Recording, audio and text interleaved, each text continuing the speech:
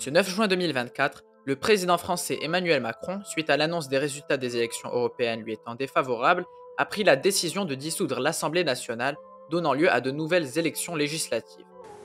Je dissous donc ce soir l'Assemblée nationale. Après la victoire du Rassemblement national aux élections européennes, le chef de l'État s'est adressé aux Français aux alentours de 21 h pour annoncer sa décision. La dissolution de l'Assemblée permettra donc une réorganisation du gouvernement via de nouvelles élections. Mais alors, qu'est-ce qui a poussé Emmanuel Macron à agir de cette manière? Quels candidats se présenteront aux nouvelles législatives et quel est le programme qu'il propose? Pour répondre à ces multiples questions, nous devons comprendre comment fonctionnent les élections législatives. Procédons à une reconnaissance du terrain. La France compte un total de 577 circonscriptions, des sortes de limites géographiques pour organiser les élections législatives. Chaque circonscription est représentée par un député qui siège à l'Assemblée nationale. De cette façon, il y a donc 577 places à l'Assemblée. Ainsi, dans chaque circonscription, des députés de différents partis se confrontent. Le nombre de députés élus d'un parti détermine ses sièges à l'Assemblée et son influence sur le vote des lois. Si par exemple le parti d'Emmanuel Macron, Renaissance, obtient un total de 156 députés victorieux dans 156 circonscriptions, il obtient un total de 156 places à l'Assemblée. Le parti Renaissance représente alors 27% des sièges à l'Assemblée nationale. En ce qui concerne le Premier ministre, il est issu du parti majoritaire à l'Assemblée. Le président se doit alors de choisir son Premier ministre qui acquiert un pouvoir exécutif sur les autres ministres, pouvant alors demander de préparer, par exemple, un projet de loi. La décision d'Emmanuel Macron suscite de nombreuses questions, puisque son parti, Renaissance, faisant partie du bloc de la majorité présidentielle Ensemble, détenait jusque-là le plus grand nombre de sièges à l'Assemblée. Ainsi, on est en droit de se poser la question suivante: pourquoi a-t-il dissous l'Assemblée? Cette décision implique de nombreux bouleversements au sein du gouvernement, puisque dissoudre l'Assemblée entraîne le renvoi des députés, impliquant un réaménagement gouvernemental total. De plus, Emmanuel Macron s'ouvre au risque de voir gagner un parti lui étant opposé, et ainsi d'élire un Premier ministre n'étant point de son parti. Ce phénomène est appelé une cohabitation, phénomène où le président et le gouvernement coexistent malgré leurs tendances politiques opposées. Cela est déjà arrivé dans l'histoire de France, par exemple sous la présidence de François Mitterrand entre 1986 et 1988, ayant nommé Jacques Chirac comme Premier ministre. En réalité, il y a plusieurs hypothèses sur le fait qu'Emmanuel Macron ait dissous l'Assemblée. La première théorie, considérée comme un plan à court terme, suggère qu'Emmanuel Macron mise sur la peur des Français face à la montée des partis situés aux extrêmes de l'échiquier politique, espérant ainsi que les citoyens choisiront une solution perçue comme plus centriste, soit son propre parti. En ce qui concerne la seconde hypothèse, cette fois-ci à long terme, Emmanuel Macron compterait sur un échec du Rassemblement national en tête de liste aux législatives en cas de victoire lors des 2 prochaines années, pour éviter que le RN soit élu lors des présidentielles de 2025. Évidemment, tout cela reste des théories émises par les analystes et Emmanuel Macron n'a aucunement affirmé sa réelle stratégie. Un plan visant donc à mettre le RN au pouvoir contrasterait avec ses propres mots, ayant personnellement déclaré le soir de la dissolution que, je cite, « l'extrême droite est à la fois l'appauvrissement des Français et le déclassement de notre pays ». À l'annonce de la dissolution, plusieurs personnalités ont salué la décision du président de la République française, tel que le leader de la France insoumise, Jean-Luc Mélenchon, estimant qu'Emmanuel Macron a eu raison de dissoudre parce qu'il n'a plus aucune légitimité dans la politique qui est la sienne. Jordan Bardella, le président du Rassemblement national, avait également appelé, avant le discours d'Emmanuel Macron, à dissoudre l'Assemblée. Dans tous les cas, dans moins d'une semaine auront lieu les élections législatives. Une fois l'information communiquée, les différents partis ont commencé à se préparer à cet événement qui pourrait changer la face de la France à tout jamais.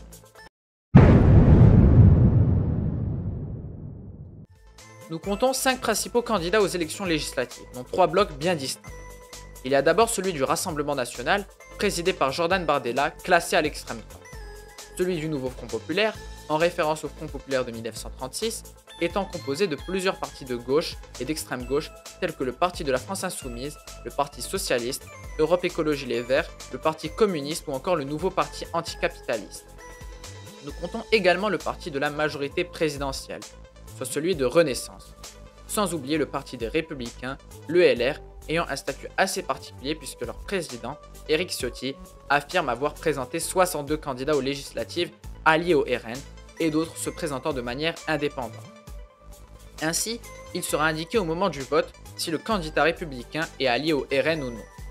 Pour finir, le camp de reconquête est également de la partie, avec comme chef Éric Zemmour se positionnant à l'extrême droite également. Cela dit, il ne forme aucune alliance avec le bloc du Rassemblement national, se présentant de son côté. Néanmoins, le parti a affirmé avoir présenté seulement 330 députés dans 330 circonscriptions sur 577, souhaitant ne pas nuire aux autres candidats de droite engagés dans cette campagne. Chacun des partis ou unions cités précédemment a une stratégie bien distincte pour ces élections et atteste de son programme politique. Le RN, par exemple, après son score historique aux européennes, souhaite alors intégrer le gouvernement via les nouvelles élections législatives. C'est alors que le mouvement s'est ouvert à de possibles coalitions, auxquelles a répondu Éric Ciotti en inscrivant 62 candidats alliés au Rassemblement national. Le programme du parti est énoncé par Jordan Bardella sur X, évoquant l'augmentation du pouvoir d'achat, le rétablissement de la sécurité et la réduction drastique de l'immigration. Au niveau scolaire, il annonce que l'autorité du professeur sera rétablie et que l'enseignement de l'histoire, des sciences et de la laïcité ne sera pas négociable. Autre point qu'envisage son parti, c'est l'augmentation du pouvoir d'achat en exonérant les cotisations patronales à hauteur de 10% et jusqu'à 3 fois le salaire minimum. En ce qui concerne Marine Le Pen, ex-présidente du Rassemblement national, mais toujours députée dans la 11e circonscription de France, elle a affirmé également que nous sommes prêts à exercer le pouvoir si les Français nous font confiance. Quant à l'alliance entre Éric Ciotti et le Rassemblement national, elle est vivement critiquée au sein de son propre parti, les Républicains. C'est le cas par exemple de Valérie Pécresse, ancienne candidate à la présidentielle pour le LR, qui appelle à dénoncer immédiatement l'accord proposé par Ciotti au RN. Également, information de dernière minute, mais certains républicains se rallient à la cause de la majorité présidentielle, chose dénoncée par Marine Le Pen qui trouve cela extrêmement malhonnête. À présent que nous avons bien étudié le cas du Rassemblement national, situé à l'extrême droite, passons à la gauche où nous retrouvons comme candidat le tout nouveau Front populaire, nom trouvé par le député de la France insoumise, François Ruffin, faisant référence au Front populaire de 1936. Il a comme objectif de faire barrage aux autres candidats, et tout particulièrement à l'extrême droite, se trouvant en tête de liste pour cette législative. Ce qui paraissait encore impossible il y a quelques jours est effectivement bien en train de se passer, mais la gauche s'est bel et bien unie au cours de ces derniers jours. Ainsi, le Parti socialiste, celui de la France insoumise et tous ceux cités au début de la vidéo, s'uniront sous le nom de Front populaire. Se déroulant à l'échelle locale, les candidats des différents partis ne se présenteront pas indépendamment, mais bien un seul candidat de gauche par circonscription. Cette alliance, que personne ne voyait réellement venir, demeure encore instable, étant sujette à de nombreux soucis de gestion. Le premier serait en rapport avec la répartition des circonscriptions entre les différents partis. Ainsi, la question qui se pose, c'est quel candidat représentera l'intégralité de la gauche dans chaque circonscription.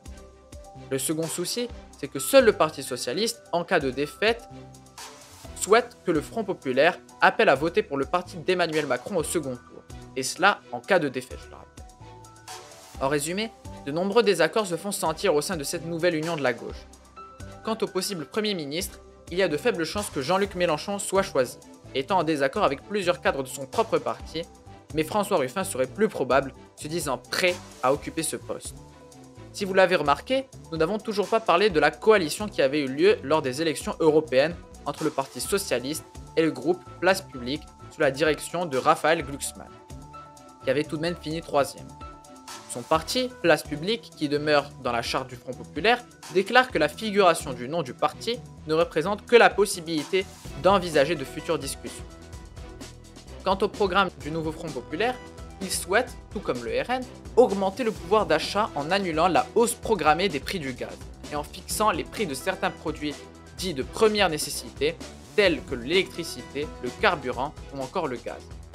L'Union souhaite également établir une école vraiment gratuite grâce à la prise en charge des frais secondaires, ce qui comprend par exemple la cantine, le transport scolaire et bien d'autres éléments.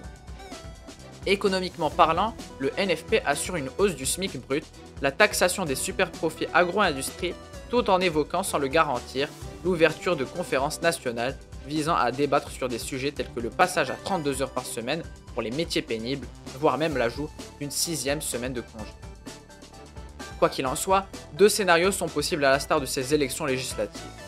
Le premier scénario est qu'un parti obtienne la majorité absolue, c'est-à-dire qu'il obtienne plus que la moitié des suffrages en sa faveur.